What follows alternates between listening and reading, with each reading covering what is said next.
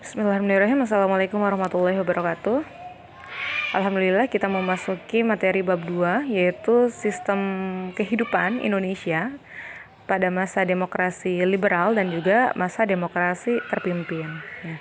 Jadi ini ada dua masa ya, dari tahun 1950. Oke, yang pertama kita akan membahas bagian yang A ya, yaitu kehidupan politik ekonomi Indonesia pada masa demokrasi liberal atau parlementer. Ya, karena masa-masa ini, masa demokrasi liberal ini terjadi di Indonesia tahun 1950 ya. 1950 sampai 1959. Nah, kalau kita amati dari segi politik, sistem pemerintahan pada masa demokrasi liberal ini adalah parlementer gitu ya. Sistemnya adalah sistem parlementer. Maksudnya adalah pemimpin negaranya itu adalah Perdana Menteri begitu ya. Jadi memang ada kabinet, ada dewan menterinya begitu. Dan presiden ini hanya sebagai lambang kesatuan saja begitu. Nah, pada masa demokrasi liberal ini atau demokrasi parlementer ini terjadi pergantian kabinet berkali-kali. Ada kabinet mulai dari Natsir ya, dari Partai Masyumi, ada kabinet Hukiman, Wilopo, Ali Sastro Amijoyo, lalu ada Burhanuddin Harahap, Ali Sastro Amijoyo II ya, lalu ada kabinet Juanda begitu. Jadi memang terjadi pergantian kabinet berkali-kali. Nah, lalu berikutnya kita lihat dari segi sistem sistem kepartaian, Dari segi sistem kepartaian ternyata di masa demokrasi liberal ini Indonesia menganut sistem multipartai. Jadi memang banyak partai itu diperbolehkan begitu ya. Jadi memang partai-partai yang ada seperti ada Partai Masyumi atau Majelis Syuro Muslimin Indonesia, ada PNI, Partai Nasional Indonesia, ada PSI, Partai Sosialis Indonesia, PKI, PBI, PRJ. PRJ ini Partai Rakyat Jelata ya.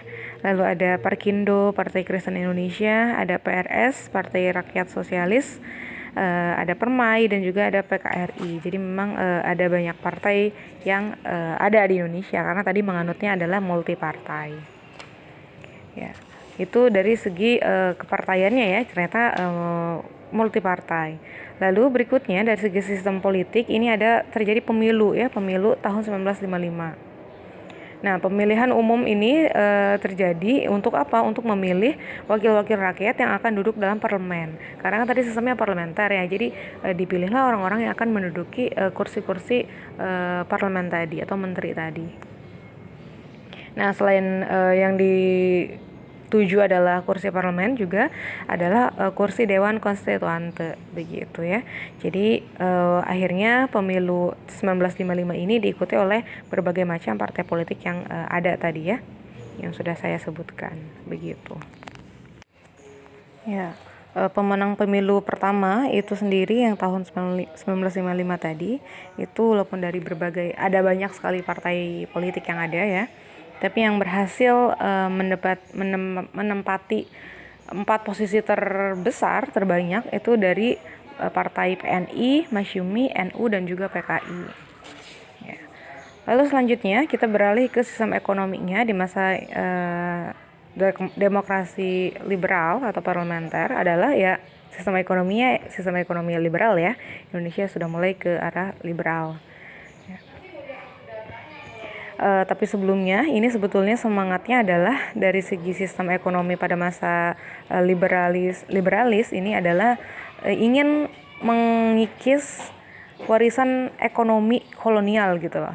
Jadi karena Indonesia sebelumnya dijajah oleh Belanda, jadi inginnya tuh menggantikan sistem ekonomi warisan Belanda tadi gitu, diganti dengan sistem ekonomi ala Indonesia begitu ya, sistem ekonomi nasional. Nah, di masa ekonomi kolonial sendiri ternyata memang dominasi ekonomi Indonesia ini dikuasai oleh perusahaan asing yang ditopang oleh etnis Cina begitu ya. Jadi mereka lah yang menjadi penggerak ekonomi Indonesia begitu. Jadi memang rakyat pribuminya, pengusaha pribumi Indonesia memang kurang porsinya kurang begitu loh. Posisinya lemah begitu, sehingga akhirnya pemerintah melakukan berbagai macam kebijakan yang intinya adalah untuk mendorong pengusaha pribumi untuk bisa juga eksis di kancah ekonomi Indonesia begitu. Nah, ini ada beberapa kebijakan yang dilakukan oleh Indonesia, ya, pemerintah Indonesia di masa itu, di masa demokrasi liberal. Ini ada kebijakan seperti benteng, ya, ada Gunting Syafruddin, ya, ada kebijakan Gunting Syafruddin, ada program benteng, lalu juga ada program Alibaba, ya, ada gerakan Asad. Ya, jadi memang gerakan-gerakan ini pro kepada para pengusaha pribumi begitu. Nah, selanjutnya Indonesia tadi juga menggunakan sistem ekonomi liberal, ya. Ini ada FINEC, ya. Jadi memang ada perjanjian antara Indonesia dengan Belanda. Ini dengan istilahnya adalah finansial ekonomi, ya, FINEC. Jadi ini ada beberapa keputusan dari FINEC persetujuan antara Indonesia dengan Belanda. Yang pertama adalah pembatalan persetujuan FINEC hasil KBM. Lalu yang kedua, hubungan FINEC Indonesia Belanda didasarkan atas hubungan bilateral. Yang ketiga, hubungan FINEC didasarkan atas undang-undang nasional, tidak boleh diikat oleh perjanjian lain. Jadi memang ini sudah mulai ada perjanjian bilateral dua negara antara Indonesia dengan Belanda, ya, dalam hal finansial ekonomi atau FINEC tadi begitu. Ya, jadi itu adalah sekilas tentang sistem demokrasi parlementer atau sistem demokrasi liberal, ya. Jadi memang secara politik Indonesia sistemnya adalah sistem pemerintahan yang parlementer, lalu secara ekonominya Indonesia menggunakan sistem ekonomi liberal begitu, ya. Oke, berarti kita lanjut ke berikutnya di kehidupan politik ekonomi Indonesia pada masa demokrasi yang terpimpin. Ini masa berikutnya, ya, lanjutannya yaitu di tahun 1959 sampai 1965. Ya, di masa demokrasi terpimpin 1959 sampai 65 ini ada beberapa peristiwa yang terjadi dari segi sistem politik dan juga ekonomi Indonesia. Yang pertama adalah sistem politik dulu, ya. Dari kehidupan politik ini ada beberapa peristiwa yang terjadi. Ya, jadi Indonesia memang ini menuju demokrasi terpimpin, yang artinya apa? Meninggalkan sistem pemerintahan parlementer tadi. Karena kan di liberal kan kita parlemen, ya, pakai parlemen. Jadi Indonesia ini akhirnya berusaha di tahun 59 ini untuk menuju kepada demokrasi terpimpin. Jadi kembali lagi kepada presidensial begitu, ya. Ya, jadi memang ini mulai terjadi sistem pemerintahan presidensial. Jadi kehidupan struktur politiknya juga akhirnya berubah, ya.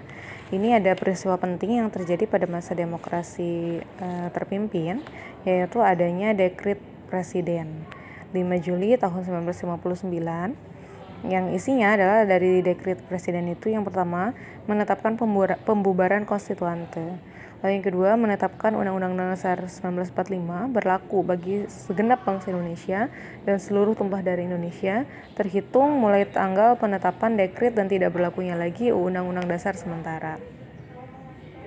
Lalu yang ketiga pembentukan MPRS, ya, yang terdiri atas anggota DPR ditambah dengan utusan-utusan dan golongan, serta pembentukan DPAS, Dewan Pertimbangan Agung Sementara begitu. Jadi ini sudah mulai lah, ya, berganti sistem pemerintahan Indonesia, tidak lagi parlementer sebagaimana di masa demokrasi liberal, tapi berganti menjadi sistem pemerintahan demokrasi terpimpin, ya, atau presidensial. Ya, lalu berikutnya peta kekuatan politik nasional Indonesia. Ini ada kekuatan baru selain kekuatan tadi terpusat di tangan presiden, ya, atau Soekarno begitu, saat itu presiden adalah Soekarno. Ini juga ada kekuatan baru yaitu PKI, ya. PKI juga ini menjadi salah satu kekuatan yang muncul begitu. Ya. Nah, berikutnya ini ada peristiwa pembebasan Irian Barat atau Trikora. Ya, pembebasan Irian Barat ini karena kita tahu sebelumnya Papua itu kan Irian Barat, ya. Maksudnya adalah Irian Barat. Irian Barat ini kan masih di bawah bayang-bayang Belanda begitu. Nah, jadi memang ini ada usaha dari pemerintah Indonesia untuk segera membebaskan Irian Barat dari tangan penjajah begitu, ya, dari tangan Belanda. Ya, karena memang Belanda sendiri ini dia padahal dijanjinya akan segera membebaskan, tapi memang terus mengulur waktu begitu ya. Jadi akhirnya pemerintah Indonesia dengan tegas berusaha untuk membebaskan Irian Barat untuk ke tanah untuk menjadi masuk ke tangannya Indonesia begitu ya, untuk dibebaskan ya, sampai akhirnya Irian Barat ini menjadi wilayah NKRI begitu. Jadi memang itu ada perjuangannya ya. Berikutnya juga ada perjuangan untuk melawan, ini ada konfrontasi Malaysia atau Dikora. Ya, Dikora ini sendiri sebetulnya ini ada karena memang ada rencana untuk membentuk Federasi Malaysia. Nah, Federasi Malaysia ini keinginannya muncul dari Tengku Abdul Rahman, ini dari Persekutuan Tanah Melayu, dan dari Lee Kuan Yew dari orang Singapura begitu ya. Jadi ingin menyatukan wilayah ya yang menjadi Federasi Malaysia, nantinya disebutnya Federasi Malaysia. Nah, wilayahnya ini memang ada di Kalimantan begitu. Nah, jadi memang lalu akhirnya beberapa negara yang memang yang berkepentingan di sana ini mulai melakukan pertentangan gitu ya dengan adanya rencana untuk membentuk Federasi Malaysia ini begitu. Seperti negara Filipina dan juga Indonesia itu sendiri. Jadi Filipina dan Indonesia ini menentang pembentukan Federasi Malaysia. Ya, sampai akhirnya tadi ya ini disebut dengan Dwi Kora ya tadi ya. Jadi memang Indonesia akhirnya berjuang sampai akhirnya Indonesia sendiri karena saking tegasnya sikap pemerintah Indonesia begitu, sampai akhirnya Indonesia ini istilahnya tuh mengancam gitu ya, kalau misalkan PBB ini tidak memenuhi keinginan Indonesia gitu ya, dan membiarkan Malaysia itu untuk menjadi anggota tidak tetap Dewan Keamanan PBB, maka Indonesia yang akan keluar begitu loh. Gitu ya. Sampai akhirnya ya memang Malaysia menjadi anggota tidak tetap Dewan Keamanan PBB begitu, dan akhirnya Indonesia ya akhirnya keluar gitu ya. Indonesia keluar dari PBB saat itu. Begitu ya. Jadi itu juga terjadi di masa demokrasi, konfrontasi antara Indonesia dengan Malaysia ya. Ini terjadi memang di masa demokrasi terpimpin begitu. Ya, berikutnya dari segi sistem ekonomi, ini ada ada kebijakan ekonomi yang populer ya, yaitu snaring. Ya. Atau devaluasi ya istilah lainnya gitu. Jadi maksud snaring ini apa? Jadi memang ini penurunan nilai mata uang begitu ya, yang awalnya misalkan dikurangi jadi 10%, misalkan uangnya awalnya 5.000 gitu ya. Jadinya nanti dikurangi jadi 5.000 jadi 500 begitu. Begitu ya. Jadi ada penurunan nilai mata uang. Itu kebijakannya, karena memang saat itu Indonesia juga kebijakan ekonominya memang semrawut begitu ya, masih banyak masalah begitu. Ya, jadi memang kebijakan snaring ini yang tadi penurunan nilai mata uang ini karena memang tujuannya untuk mengurangi banyaknya uang yang beredar di masyarakat begitu. Ya, jadi akhirnya dikurangilah nilai mata uang tadi. Nah, berikutnya kebijakan yang dilakukan oleh pemerintah Indonesia di masa demokrasi terpimpin ini juga adalah melakukan dekon ya. Dekon ini adalah deklarasi ekonomi. Yang deklarasi ekonomi ini ada beberapa tahap. Tahap yang pertama adalah menciptakan suasana ekonomi yang sifatnya nasional, demokratis, yang bersih dari sisa-sisa imperialisme dan kolonialisme. Lalu tahapan kedua ini adalah menuju pada ekonomi sosialis, begitu. Ya, jadi ini upaya untuk mewujudkan stabilitas ekonomi nasional dengan cara menarik modal luar negeri serta merasionalkan ongkos produksi dan menghentikan subsidi begitu. Jadi ini yang dimaksud dengan deklarasi ekonomi ya, atau dekon. Ya, jadi demikianlah sistem kehidupan politik dan ekonomi Indonesia pada masa demokrasi terpimpin ya. Tadi kita pahami dari segi sistem politik ternyata adalah bentuk pemerintahannya presidensil begitu. Lalu ada beberapa peristiwa yang mengancam gitu ya, mengancam wilayah NKRI seperti ada yang Trikora ya, Irian Barat, lalu juga ada Dwi Kora yaitu dari Malaysia begitu ya, konfrontasi dengan Malaysia. Nah, berikutnya dari segi sistem ekonomi ternyata pemerintah Indonesia melakukan berbagai macam kebijakan untuk menstabilkan mata uang Indonesia ya, dengan melakukan snaring atau devaluasi mata uang, penurunan nilai mata uang tadi, dan juga dengan adanya deklarasi ekonomi atau dekon begitu ya. Itu masa politik dan ekonomi Indonesia di masa demokrasi terpimpin. Ya. Kurang lebih mohon maaf. Assalamualaikum warahmatullahi wabarakatuh.